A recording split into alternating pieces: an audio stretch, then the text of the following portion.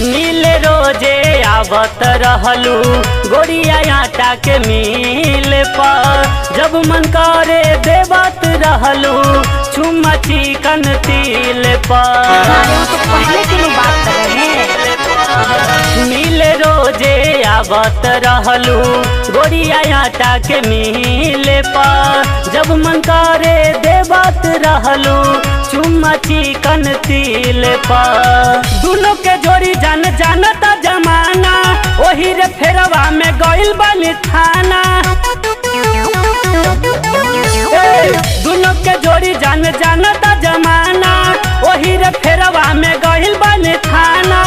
काका खैलू हम गइलू बड़ी जोर के, दूध पिया तानी होरल इसमें घोर के, जब से गइलो बा भतार घरे छोड़ के। दूध पिया तानी होरल इसमें घोर के, जब से गइलो बा भतार घरे छोड़ के।